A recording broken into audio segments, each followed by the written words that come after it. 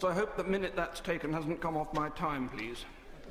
My Lords, I'm going to start, I don't wish you to get too encouraged by that. I'm going to start with my conclusions, but I'm not going to sit down when I've made them, because I'm going then to give you the evidence to support them, and hopefully present to you the reasons why I want support for an official inquiry into the mischief I want to unfold to yourselves this afternoon. My Lords, I've been engaged in this pursuit of this issue for nearly 2 years now, and I'm no further through to getting to the truth. I think there are 3 possible conclusions which may come from it. I think there may have been a massive piece of money laundering committed by a major government which ought to know better, and that it has effectively undermined the integrity of a British bank, the Royal Bank of Scotland, in doing so. The second alternative is that a major American department has an agency which has gone rogue on it because it has been wound up and has created a structure out of which they are seeking to get, well, at least 50 billion euros as a payoff. And the third possibility is that this is an extraordinary elaborate fraud which has not been carried out, but which has been prepared in order to provide a threat to one government or more if they don't pay them off. So there are 3 possibilities, and this all needs a very urgent review. My Lords, it starts in April and May of 2009 with the alleged transfer to the United Kingdom, to the HSBC, of a sum of $50 trillion. And 7 days later, ping, in comes another $50 trillion to the HSBC, and then 3 weeks later, another $50 trillion. Total of $5 trillion in each case, sorry. Total of $15 trillion is alleged to have been passed into the hands of HSBC for onward transit to the Royal Bank of Scotland, and we need to look to where this came from and what the history of this money is, and I have been trying to sort out the sequence by which this money has been created and where it's come from for a long time. It starts off apparently as the property of a man called Johannes Riardi, who has some claims to be considered the richest man in the world. Well, he would be if all the money that was owed to him was paid, but I have seen accounts of his showing he owns $36 trillion in a bank, and it is a ridiculous sum of money. On the other hand, the $36 trillion would be consistent with the dynasty from which he comes and the fact that they had been effectively the emperors of Indochina in times gone by. But a lot of that money has been taken away from him with his consent by the American Treasury over the years for the specific purpose of helping to support the dollar. And he has sent to me a really quite remarkable document which is dated in February 2006, in which the American government have called him to a meeting with the Federal Reserve Bank of New York, which is neither Federal Reserve nor a bank. It's a bit like Celebrity Big Brother. It's got 3 names to describe it, and none of them are true. And this document, which is quite astonishing, purports to have been a meeting which is witnessed by Mr. Alan Greenspan, who signed for the Federal Reserve Bank of New York, of which he was chairman, as well as the real Federal Reserve Bank in Washington. And it is signed by Mr. Timothy Geithner, who as a witness on behalf of the International Monetary Fund, who sent 2 witnesses, the other one being Mr. Yasuki Horiguchi. And these gentlemen have signed as witnesses to the effect that this deal is a proper deal.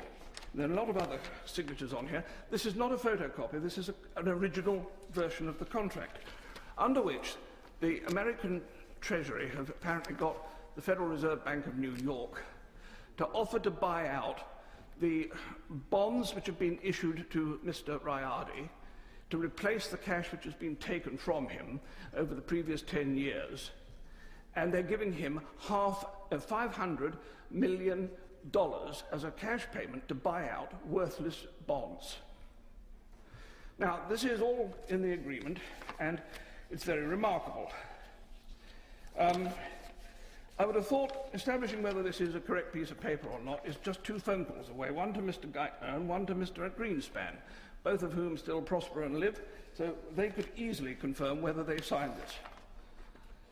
Mr. Rayardi has, by passing these bonds over, also put at the disposal of the US Treasury the entire asset backing which he was alleged to have for the 15 trillion.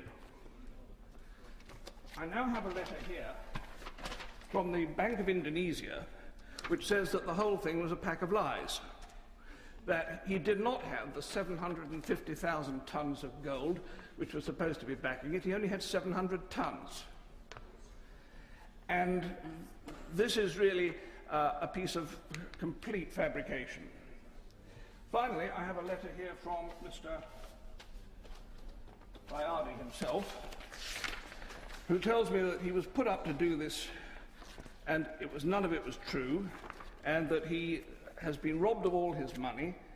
And I'm quite prepared to recognise that one of the possibilities here is that Mr. Rayardi is himself putting this together as a forgery in order to go and try and win some recovery back. But it gets more complicated than that, because each of the 5 trillion payments that came in has been acknowledged and receipted by the senior executives of HSBC, and again receipted by the executives of the Royal Bank of Scotland. And I have a set of the whole of those receipts for all of this money. Why would any bank want to sign £5 trillion worth, $5 trillion worth, 15 trillion in total, of receipts if the money didn't exist? The money was said to have come, first of all, from the Rayardi account to the Federal Reserve Bank of New York, and from the Federal Reserve Bank of New York it was passed to JP Morgan Chase in New York for onward transit to London. The means of sending it was a SWIFT note, which ought to have been registered with the Bank of England if it was genuine. So when this happened and came about, I first of all took it to my noble friend Lord Strathclyde and said, what do we do with this? He said, give it to Lord Sassoon, he's the Treasury. So we did, and Lord Sassoon looked at it and said immediately, this is rubbish, it's far too much money, it would stick out like a sore thumb and you can't see it in the Royal Bank of Scotland accounts. Quite right. Secondly, he said, the gold backing it is ridiculous. There's only been 1,507 tons of gold mined in the history of the world, so you can't have 750,000 tons. This is true. And the third thing he said obviously was, it's a scam. And I agree with him, it was a scam. The problem is we stopped looking at that point. We should have asked, what is the scam, instead of, at that time, just nodding it off. And we have never really resolved this, because today I have this quite frightening piece of paper, which is my justification for bringing it into this meeting today, which is available on the internet, and I'm astonished that it hasn't already been unearthed by the Treasury, and every alarm bell in the land should be ringing if it has, because this is the General Audit Office of the Federal Reserve, the real Federal Reserve in Washington, and its audit review in end of July 2010 on the Federal Reserve Bank of New York.